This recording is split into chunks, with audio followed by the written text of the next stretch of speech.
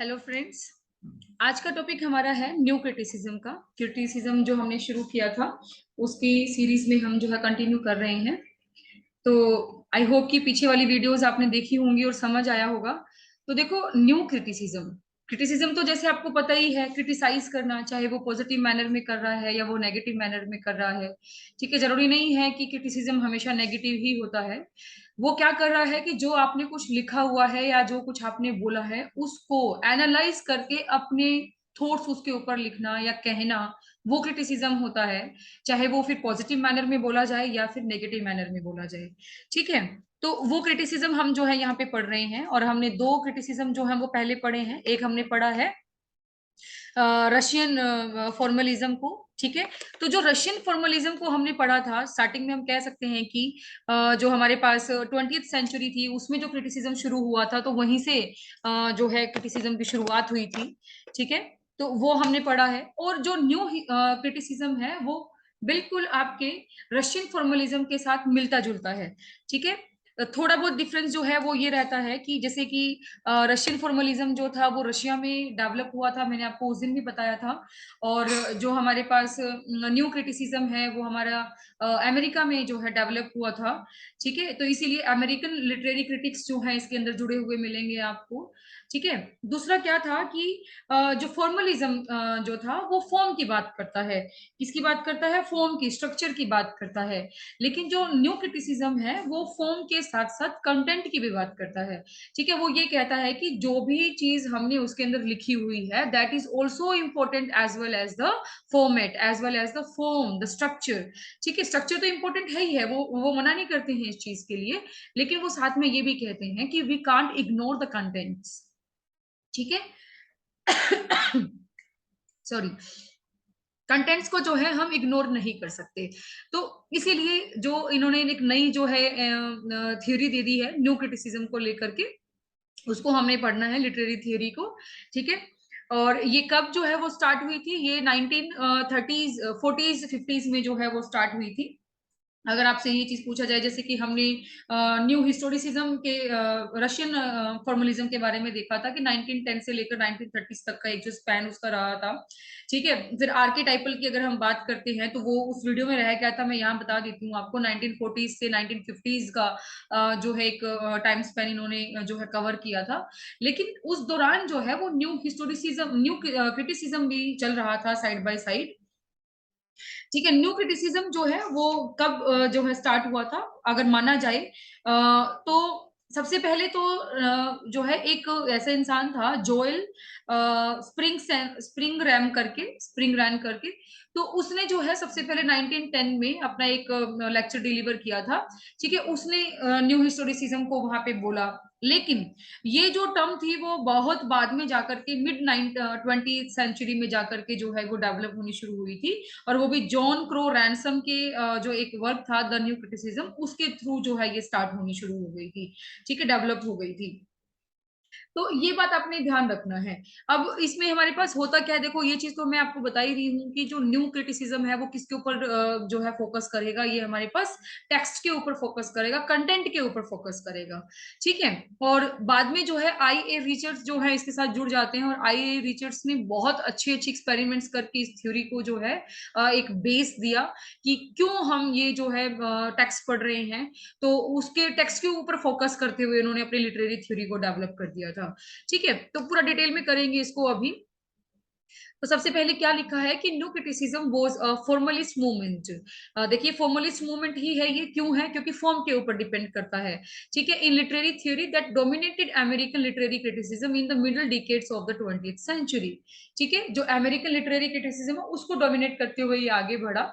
It emphasise close reading, particularly of poetry, to discover how a work of literature functioned as a self-contained, self-referential and aesthetic object।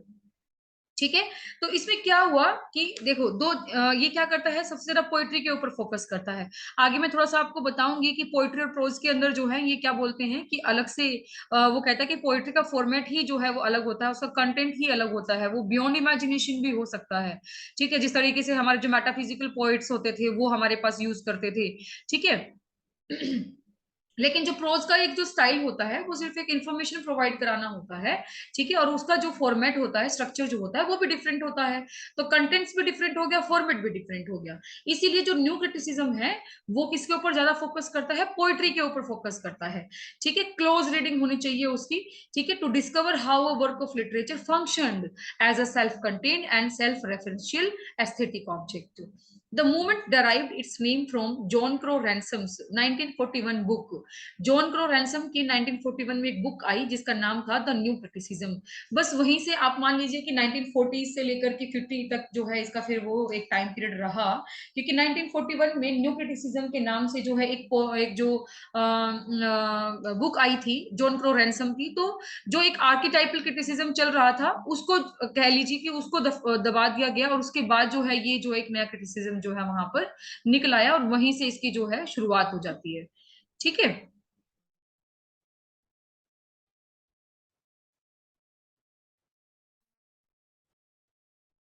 तो इसमें क्या है कि at first this name was given by Joel Elias Spingarn, ठीक है। स्प्रिंगरेन जो थे हमारे पास कौन थे, सबसे पहले इंसान थे जिन्होंने न्यू क्रिटिसिज्म का नाम दिया था, ठीक है। लेकिन ये जो मूवमेंट था वो डराइव किसने किया था, जॉन क्रो रैंसम ने किया था। तो ये बात आपने याद रखनी है। जो एलिस स्प्रिंगरेन ने इनके essay the new criticism a lecture delivered at Columbia University 1910, ठीक है। तो वहां पे ये जो नाम दे दिया गया था, लेकिन आप कह सकते हैं कि जो मूवमेंट जो है वो later on it was developed. The work of Cambridge scholar I. A. Richards. अब यहाँ पे जो है ये बहुत ही इंपॉर्टेंट हमारे पास आ जाते हैं। आई ए रिचर्ड्स जो है वो कौन थे, कैम्ब्रिज स्कॉलर थे, कैम्ब्रिज यूनिवर्सिटी में पढ़ने वाले, ठीक है। उन्होंने दो वर्क्स जो है अपने दिए थे, एक प्रैक्टिकल क्रिटिसिज्म दिया, ठीक है, दूसरा उन्होंने दिया द मीनिंग ऑफ मीनिंग। ये दोनों ही इनके बहुत ही इंपॉर्टेंट वर्क रहते हैं। हालांकि मैंने इनके सबके वर्क्स जो हैं एक अलग से जो है बताए हुए हैं कि किस कौन से इंपॉर्टेंट क्रिटिक का कौन सा इंपॉर्टेंट वर्क हमारे पास रहता है, लेकिन यहाँ पे भी हमें इसको चीज को पढ़ना जरूरी है कि आई ए रिचर्ड्स ने प्रैक्टिकल क्रिटिसिज्म दिया। प्रैक्टिकल क्रिटिसिज्म में क्या था कि टेक्स्ट को एनालाइज करना था। अब देखिए शायद आप लोगों ने सबने एक वाकयात आपने सुना होगा कि आई ए रिचर्ड्स जो है जब वो यूनिवर्सिटी में पढ़ा रहे थे तब उन्होंने एक एक्सपेरिमेंट किया था अपने स्टूडेंट्स के साथ। उन्होंने क्या किया था कि जो भी उनके पास वर्क्स थे उन वर्क्स को उसने क्या किया, उनके राइटर्स को नेम को हाइड कर दिया, और सिर्फ वर्क्स वर्क्स को लेकर के वो अपने स्टूडेंट्स के पास चले गए और उनको कहा कि रीड दिस टेक्स्ट, आप इस टेक्स्ट को रीड कीजिए और अपने आप जो है उस टेक्स्ट को एनालाइज कीजिए। उसमें उन्होंने बिल्कुल भी जो राइटर था उसका बैकग्राउंड नहीं बताया, ना ये बताया कि कौन सी वो डिकेड से जो है बिलोंग करते हैं, कौन सी सेंचुरी से बिलोंग करते हैं, ठीक है। उन्होंने ये नहीं कहा कि उनका जो लिखने का जोनरा था वो क्या था, ठीक है। बिल्कुल कोई भी नाम नहीं बताया, कोई इकोनॉमिकल बैकग्राउंड नहीं, कोई सोशल बैकग्राउंड नहीं, कोई पॉलिटिकल बैकग्राउंड नहीं, कुछ भी नहीं। उन्होंने सिर्फ जो है टेक्स्ट जो है हैंड ओवर कर दिए अपने स्टूडेंट्स को, और उन्हीं के बेस पे उन्होंने कहा कि analyse the text and give me the feedback, ठीक है। तो वो क्या था, इनका प्रैक्टिकल क्रिटिसिज्म हो गया, ठीक है। दूसरा जो है इनका वर्क था meaning the meaning of meaning, which offered what was claimed to be an empirical scientific approach. Empirical scientific approach क्या होती है, जिसके अंदर सारा का सारा जो होता है ऑब्जर्वेशन बेस्ड होता है, जिसमें हम ये कहते हैं कि फैक्ट्स की कोई वैल्यू नहीं होती, ठीक है। क्योंकि जैसे पोइट्री जब लिखी जाती है तो पोइट्री के अंदर फैक्ट्स होना कोई जरूरी नहीं होता, हमारी इमेजिनेशन ही सबसे ज्यादा उसके अंदर काम करती है, ठीक है। बल्कि पहले के जो क्रिटिक्स थे जो सबसे इनिशिएटिव कह सकते हो टाइम के थे, प्लूटो है, एरिस्टोटल है, ठीक है, सोक्रेटिस हैं, वो तो इनको क्या कहते थे कि पोइट्री जो होती है बकवास होती है, लिखनी ही नहीं चाहिए, ठीक है, उसके अंदर कुछ भी सच नहीं होता। लेकिन जो न्यू क्रिटिसिज्म है वो क्या मानता है कि पोइट्री जो होती है वो एक स्पेसिफिक फॉर्म होती है लिटरेचर की, जिसको लिखा जाता है स्पेसिफिकली, ठीक है। इंपेरिकल साइंटिफिक अप्रोच इसके अंदर जो है मानी जाती है, जो सिर्फ ऑब्जर्वेशन के ऊपर बेस्ड होती है, were important to the development of the new critical methodology. Also very influential were the critical essays of T S Eliot's. T S Eliot के भी इसके अंदर काफी अच्छे एसेज रहेंगे, इंपॉर्टेंट एसेज रहेंगे, tradition and the individual talent and Hamlet and his problems. और ये जब हमने टी एस इलियट किया था तब भी मैंने आपको ये थोड़ा सा बताया था, ठीक है। Tradition and the individual talent and second work क्या था, हैमलेट एंड हिज प्रॉब्लम्स।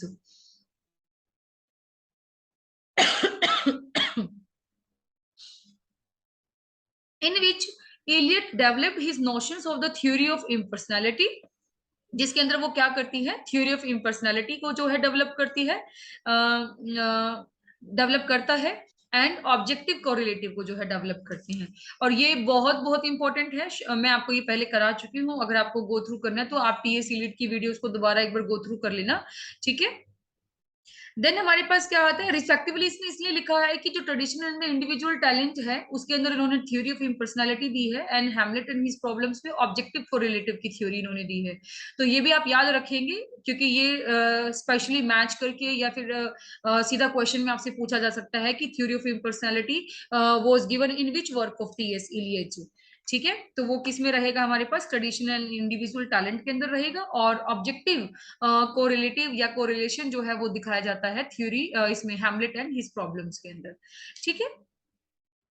तो ये हमारे पास करने हैं हमने। और क्या चीजें इसके अंदर बात कर सकते हैं, जॉन क्रो रैनसम की भी बात करेंगे, ठीक है। जॉन क्रो रैनसम काफी सारे इसके अंदर जो है क्रिटिक्स रहे हैं, लेकिन एक चीज और मैं यहाँ पे आपको हाईलाइट करना चाहती हूँ कि न्यू क्रिटिसिज्म और रीडर रिस्पॉन्स थ्योरी, जैसे अगर हम आगे पढ़ेंगे तो ये दोनों जो थी वो एक दूसरे की अपोजिट थी। न्यू क्रिटिसिज्म जो था वो ये मानता था कि टेक्स्ट इंपॉर्टेंट होता है, ना कि रीडर इंपॉर्टेंट होता है, ठीक है। और यहाँ पे रीडर रिस्पॉन्स थ्योरी ये मानती है कि रीडर इंपॉर्टेंट होता है, वो क्या सोचता है टेक्स्ट को पढ़ने के बाद, उसकी इंटेंशन जो होती है वो ज्यादा इंपॉर्टेंट होती है, या फिर हम ये कहेंगे कि उसका जो स्टेट ऑफ माइंड है पढ़ते टाइम कैसा होता है, उसके अकॉर्डिंगली वो क्या करता है, टेक्स्ट को इंटरप्रेट करता है। तो ये दोनों जो है एक दूसरे के बिल्कुल अपोजिट रहती है, reader response theory and new criticism. तो ये थोड़ा सा आप इसको पढ़ लेंगे, क्योंकि रीडर रिस्पॉन्स थ्योरी भी हम करेंगे तब आपको थोड़ा सा और इसमें क्लैरिफिकेशन हो जाएगा, ठीक है। और इसके अंदर जो इंपॉर्टेंट क्रिटिक्स हैं वो कौन कौन से हैं, मैं पहले उनको हाईलाइट जरूर करूंगी। The approach was significantly developed later, यानी कि पहले तो ये जो हुआ ही था कि पहले आई ए रिचर्ड्स आए थे, आई ए रिचर्ड्स ने जो है प्रैक्टिकल क्रिटिसिज्म दिया 1929 में। William Empson, very very important name, and उनका जो है एक ही वर्क जो है सबसे ज्यादा इंपॉर्टेंट रहा, 7 टाइप्स ऑफ एम्बिग्यूटी, 1930 में आया था। इनका नेम भी इम्पोर्टेंट है इसका, और इनका ईयर भी इम्पोर्टेंट है कि कब आया था ये, 1930 में आया था, 7 टाइप्स ऑफ एम्बिग्यूटी, ठीक है। एम्बिग्यूटी का मतलब क्या होता है कि जब हमारे पास एक वर्ड का या फ्रेज का या सेंटेंस का जब एक से ज्यादा मीनिंग हमारे पास निकल रहा होता है तो वहां पे क्या हो जाता है, हमें कंफ्यूजन क्रिएट हो जाता है कि कौन सा मीनिंग इसका सही रहता है। तो वो मल्टीप्लिसिटी ऑफ जो मीनिंग जो रहती है वो क्या होती है, एम्बिग्यूटी होती है। तो वो ये कहता है कि एक तरह की एम्बिग्यूटी नहीं होती, 7 तरह की एम्बिग्यूटी होती है, ठीक है। तो वो जब हम विलियम एप्सन को पढ़ेंगे तब आप इसको देखेंगे कि कितनी कौन कौन सी तरह की एम्बिग्यूटी जो है इसके अंदर हम रीड आउट कर सकते हैं। अगर मैं थोड़ा सा इसमें बताना चाहूँ तो ये हमारे पास रहेगा, जैसे कि क्या होता है कि हमने पोएट्री लिखी है तो पोएट्री जो है किसी और कॉन्टेक्स्ट में कही जा रही है, लेकिन हम जो है दूसरे ही कॉन्टेक्स्ट में उसका मीनिंग जो है निकाल रहे हैं, तो वो भी क्या है, एक एम्बिग्विटी है। या फिर हम क्या करते हैं, दो डिफरेंट मेटाफर देते हैं एक ही वर्ड के अंदर, ठीक है। तो वो दो डिफरेंट मेटाफर जो होते हैं वो क्या करते हैं, एम्बिग्विटी क्रिएट करते हैं। एक ही वर्ड में दो आइडियाज का होना, ठीक है, या दो वर्ड जो है वो साथ आए हैं पर साथ आने ही नहीं चाहिए थे, क्यों आ गए वो, ठीक है। इस तरीके से काफी सारी चीजें उसने बताई और उनको 7 कैटेगरी में डिवाइड कर दिया विलियम एम्पसन ने, इसीलिए बोला गया इसको 7 टाइप्स ऑफ एम्बिग्विटी, ठीक है। तीसरे जो इसके मेजर राइटर थे वो थे T S Eliot, the function of criticism, इनका 1933 में आया था, ये भी इनका बहुत ही इंपॉर्टेंट वर्क है, ठीक है। ये आपने याद रखना है। अब इसमें जो है बाकी के जो अमेरिकन पोइट्स एंड क्रिटिक्स रहेंगे वो कौन कौन है, R P Blackmur, Cleanth Brooks जो बहुत ही इंपॉर्टेंट रहेंगे, John Crowe Ransom, Allen Tate, Robert Penn Warren, and Monroe Beardsley and William K Wimsatt. ये जो बियर्सले और विमसेट है इन्होंने फिर बाद में, जैसे कि आपको पता है, अफेक्टिव फॉलेसी जो है एक टर्म दी थी, इंटेंशनल फॉलेसी जो है इन्होंने एक टर्म दी थी, तो उसको भी हमने जो है गो थ्रू करना है, इसी के अंदर हम पढ़ेंगे उसको, न्यू क्रिटिसिज्म के अंदर ही हम उसको पढ़ने वाले हैं, ठीक है। उससे पहले हमारे पास कुछ राइटर्स हैं और उनकी इंपॉर्टेंट बुक्स हैं, वो आप एक बार जरूर देख लें। देखिए अभी दोबारा से ये हो गया कि विलियम एम्पसन की बुक है seven types of ambiguity 1930। क्लिंथ Brooks की जो है इंपॉर्टेंट बुक थी, जिसमें उन्होंने बहुत ही अच्छे तरीके से जो है न्यू क्रिटिसिज्म को हाईलाइट किया था। द वेल रोट ऑन, बहुत इंपॉर्टेंट है ये, और इनका सब टाइटल है studies in the structure of poetry. ठीक है, मैं बार बार कह रही हूँ कि न्यू क्रिटिसिज्म जो है वो किससे रिलेटेड है, पोएट्री से रिलेटेड है, तो इसको आप ध्यान रखेंगे, माइंड में रखेंगे। तो द वेल रोट ऑन, ठीक है, 1947 में आया। And modern poetry and tradition जो था, इनका एक वर्क था, वो कब आया था, 1939 में आया था, modern poetry and tradition. Next हमारे पास क्लिंथ ब्रूक एंड पैन रेन जो हमने यहाँ पे किया था। ठीक है, पैन रेन पूरा नाम क्या था उनका, रॉबर्ट रॉबर्ट पैन रेन। ठीक है, रॉबर्ट पैन रेन का, इनका जो दोनों का कोलैबोरेशन में एक वर्क आया था, अंडरस्टैंडिंग पोएट्री 1938 में। देन लेटर ऑन उनका आया अंडरस्टैंडिंग फिक्शन। ठीक है, विंसेंट और बियर्डस्ली, इन्होंने भी कोलैबोरेशन के अंदर काम किया है, और इनका एक वर्क था द वर्बल आइकन, 1954 में आया था। देन आई ए रिचर्ड्स की बुक की अगर बात करते हैं तो हमारे पास कौन कौन सी बुक है, जैसे कि एक तो ये हो गया the principles of literary criticism, 1924 में आया था। देन इनका प्रैक्टिकल क्रिटिसिज्म आया 1929 में। ठीक है, ये आपके सीरीज में इसको याद कर लीजिए, बहुत ही इंपॉर्टेंट नेम्स हैं ये। And the philosophy of rhetoric, ये हमारे पास आया था 1936 में। ठीक है, तो ये तीन जो वर्क्स थे इनके बहुत बहुत इंपॉर्टेंट रहते हैं आई ए रिचर्ड्स के। और ऊपर भी हमने एक वर्क की बात की थी आई ए रिचर्ड्स के, द मीनिंग ऑफ मीनिंग। ठीक है, ये भी इसके इंपॉर्टेंट रहेंगे। नेक्स्ट हमारे पास क्या है, टी एस इलियट का, ये मैं आपको बता चुकी हूँ, tradition in the individual talent and Hamlet and his problems. Then John Crowe Ransom का जो है कैसे था, criticism Inc and the ontological critic. ठीक है, ये आपने याद रखने हैं। ठीक है, जॉन क्रो रैंसम जो है हम पहले, सबसे पहले जो है ऊपर पढ़ के आए हैं, जिनके ऐसा ऐसे था जो एक द न्यू क्रिटिसिज्म, उससे जो है ये नेम जो है वो ड्राइव हुआ था, न्यू क्रिटिसिज्म। ठीक है, एलन टेट का ऐसे था Miss Emily and the biographer, bibliographer sorry, and the bibliographer. और विमसेट एंड बीर्डस्ले की जो एसेज थे, the intentional fallacy and the affective fallacy, इनसे रिलेटेड आपके क्वेश्चंस जो हैं वो पूछे जाते हैं, तो इनको भी आपने बहुत अच्छे से करना है। ठीक है, रैन का अकेले का जो ऐसे था, प्योर एंड इम्प्योर पोइट्री, वो अकेले रैन का, पैन रैन का रहा था। ठीक है, एंड वेलिक एंड रेंस का एक जो बुक आई थी, थ्योरी ऑफ लिटरेचर, इनकी कोलैबोरेशन के अंदर आई थी। ठीक है, अब ये बुक्स जो हैं आपने क्या करना है, नेम के साथ जो है, ईयर के साथ जो है, बहुत अच्छे तरीके से कर लेनी है। एक यहाँ पे नोट मैंने डाला हुआ है, ये किसी वीडियो में मैंने देखा था, सुना था, रॉबर्ट पैन रेन के नाम से जो एक राइटर है हमारे पास, जो न्यू क्रिटिसिज्म के जो है क्रिटिक हैं, उनको जो है पुलित्जर प्राइज मिला था, वो भी दो चीजों में मिला था, एक पोएट्री में मिला था और एक फिक्शन में मिला था। ये अकेले राइटर ही ऐसे हैं जिनको दोनों में, पोएट्री और फिक्शन दोनों में ही पुलित्जर प्राइज जो है वो मिला हुआ है, ये ध्यान रखना। Then new criticism differed greatly from previous forms of criticism as it dismissed authorial intent and particularly ignored biographical and historical information about an author। तो ये बात आपने ध्यान रखनी है कि ये ऑथर को हाइड करके जो है टेक्स्ट को पढ़ने की बात बोलता है, इसीलिए इसने बोला है कि ऑथर का इसने बायोग्राफिकल बैकग्राउंड इंफॉर्मेशन और हिस्टोरिकल इंफॉर्मेशन को क्या कर दिया, इग्नोर कर दिया था।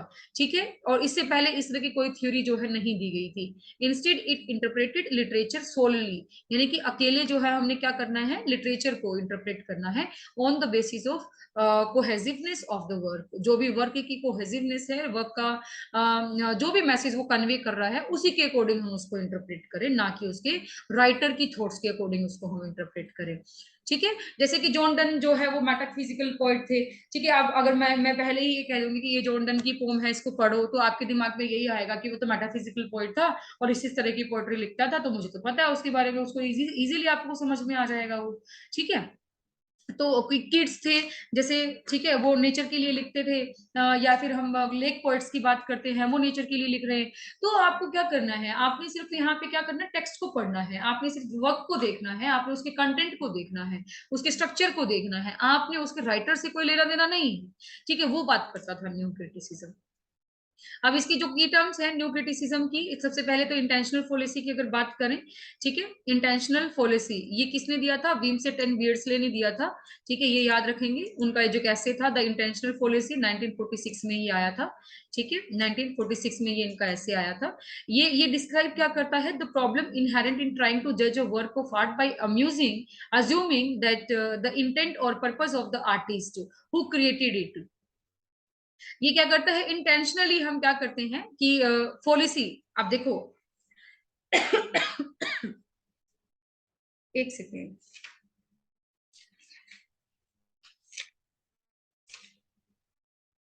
मैं अगर इसमें बात करती हूँ पॉलिसी के बारे में, अगर हम इसमें बात करें, देखिए, इंटेंशनल पॉलिसी, पॉलिसी का मतलब क्या होता है? फॉल्स, यानी कि जो गलत है, ठीक है, पॉलिसी की बात क्या करेगा? गलत है जो। तो विमसेट क्या कहता है कि इंटेंशनल जो पॉलिसी है उसको क्या कर देता है? फॉल्स कर देता है। इंटेंशनल को क्या कर देता है? फॉल्स कर देता है। कि इंटेंशंस को मत देखो कि क्या लिखा गया है, ठीक है, जो इसकी अंदर की जो इंफॉर्मेशन है, अंदर का जो मैसेज वो करने करना चाह रहा है, उसको आपको समझना है। तो इंटेंशनल पॉलिसी, इंटेंशनल का मतलब क्या हो गया?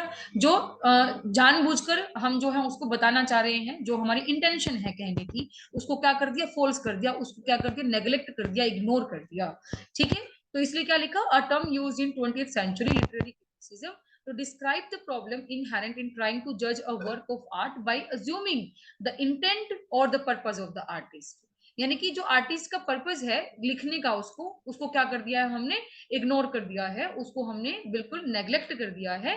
हु क्रिएटेड इट, जिसने इसको लिखा था। The term was introduced by Wimsatt and Beardsley in their essay the intentional fallacy 1946। So the intentional policy is a confusion between the poem and its origins। ठीक है, क्या जो पोम लिखी गई है उसमें और जो उसका ओरिजिन है उसमें, इसमें क्या रहता है? कंफ्यूजन रहता है। It begins by trying to drive the standard of criticism from the psychological causes of the poem and ends in biography and relativism. ठीक है, चलिए, ये हो गया हमारे पास इंटेंशनल पॉलिसी। अब हमारे पास क्या है? Affective policy. अब देखिए, पॉलिसी पॉलिसी तो आपको पता चली गया फॉल्स रहता है, लेकिन इसका मतलब क्या हुआ कि इफेक्ट, अफेक्ट जो होता है रीडर के ऊपर, उसको क्या कर दिया? फॉल्स कर दिया इसने, ठीक है, उसको क्या कर दिया? फॉल्स कर दिया। A term introduced by Wimsatt and Beardsley, again उन्होंने इनको जो है कॉइन किया था, इंट्रोड्यूस किया था, which refer to the error in literary criticism of judging a work on the basis of its effects on the reader. यानी कि रीडर के ऊपर उसका क्या इफेक्ट पड़ा, उसको क्या कर देना है? हमने इग्नोर कर देना है, ठीक है, उसको हमने जज नहीं करना, स्पेशली द इमोशनल इफेक्ट, क्योंकि उसमें जो रीडर का जो स्टेट ऑफ माइंड है, उसका जो इमोशनल असर आ रहा है, उसको हमने क्या कर देना है? नेग्लेक्ट कर देना है। The affective policy is confusion between the poem and it's results, what it is and what it does। अब ये क्या करता है? पोम और रिजल्ट के बीच का जो एक कंफ्यूजन है उसको बताता है ये, ठीक है, कि क्या है ये और क्या होती है, ठीक है। It begins by trying to derive the standard of criticism from the psychological effects of the poem and ends in impressionism and relativism. वो किस में एंड हो रहा था? बायोग्राफी और रिलेटिविज्म में एंड हो रहा था, ठीक है, और साइकोलॉजिकल से शुरू होकर के, ठीक है, लेकिन यहाँ पे क्या हो रहा है? वो साइकोलॉजिकल कोज ऑफ पोएम से शुरू हो रहा था, ये साइकोलॉजिकल इफेक्ट्स ऑफ पोएम से शुरू हो रहा है, और एंड कहाँ पे हो रहा है? इंप्रेशनिज्म एंड रिलेटिविज्म में जो है वो एंड हो रहा है, ठीक है। तो ये दोनों बहुत ही इंपॉर्टेंट रहेंगे आपके पास, intentional fallacy and affective fallacy. Next हमारे पास है हेरेसी ऑफ पैराफ्रेज, ठीक है। अब नेक्स्ट ये जो हमारे पास है ये भी बहुत इंपॉर्टेंट है आपकी, ठीक है, हेरेसी ऑफ क्या हुआ?